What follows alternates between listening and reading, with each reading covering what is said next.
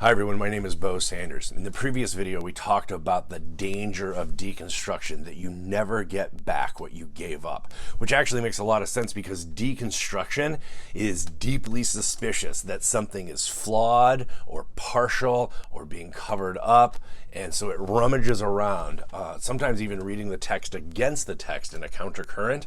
We're going to talk about that today.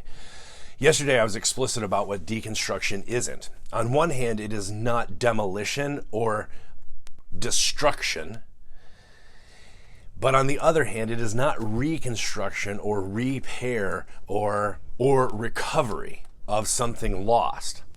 So we were clear about what deconstruction is not, and as some people pointed out, didn't necessarily say what it was. So that's what I want to do today in talking about the difficulty of deconstructing faith.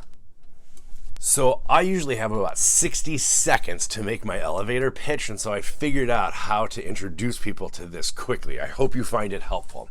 The 20th century was fascinated with something that gets called structuralism, which was examining the basic building blocks, the form and the structure of how things are held together. This was done in a lot of different fields, including science. But deconstruction actually comes out of the literary field. So in the theory of language and literature, it works like this. Sounds are represented by symbols that get called letters. Letters are put together to form sentences. Sentences are put together to form paragraphs. Paragraphs are put together to form chapters. Chapters are put together to form books, and books are put together to form libraries. This is the structure of a certain kind of knowledge. Then there was a move in the latter half of the 20th century called post-structuralism, which basically said, yes, that's true, but, none of these words contain their own meaning. In fact, no word can exactly represent or represent the concept or the reality that it's trying to address or encapsulate. In fact, some of these symbols and words seem somewhat arbitrary and random. So that's post-structuralism. This is where deconstruction begins. Deconstruction then takes the text and begins to play with it. It tries to bend it and see if it's pliable, if it's too rigid or brittle over time. It asks what's going on behind the text. Are there assumptions that are made both about and in the text? Are there gaps? Are there flaws? And in what other ways can this text be read? Are we sure that that's what the author meant? So deconstruction has fun reading texts. It can be whimsical and ironic. It can even be quite critical and irreverent. It's a little bit mischievous, but most open-minded people are still okay up to this point. Where deconstruction starts to rub people the wrong way is when it can take on a posture or a tone of being sarcastic, even mocking. It can be accusatory and transgressive, and that's where it becomes offensive and objectionable to some.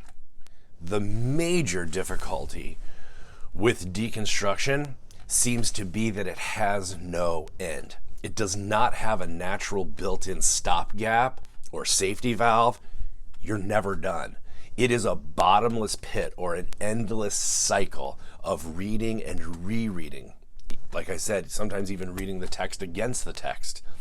And this endless cycle of critique and criticism, of examination and second guessing is exhausting sometimes.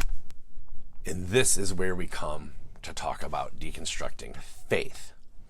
So if you take those questions that we talked about, the deconstruction asks of the text, and then you start to apply it to things like beliefs and practices, doctrines, sacraments, congregations, denominations, and whole religions, you can see why it would be a touchy subject and sometimes hits a nerve. And this is why the difficulty with deconstruction is that it has no end. Once you begin, it has no natural end. And some people say, listen, I get that you want to ask bigger questions. I get that you want to look at what's going on behind these traditions and assumptions and expose maybe some things from history or in the power structure. I get that. But in the end, you can't be left with nothing, right? There has to be some food left on the table. Otherwise, we're all going to starve. You have to have some roof over your head. Otherwise, we're all going to be exposed, right? You can't just pull at everything and tear down the entire house of cards, or there will be nothing left. Deconstruction seems to gain power or get drunk in its own activity.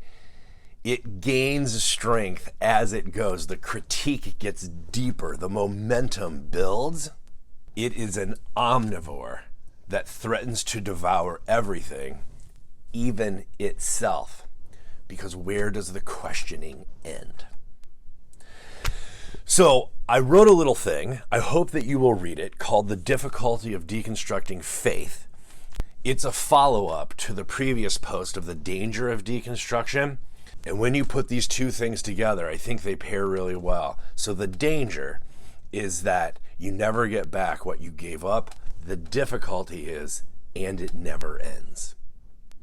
I would love to hear your thoughts as we talk about this together. More nuance and wrinkles are exposed, and so I hope that this will be an ongoing conversation. Thank you for watching.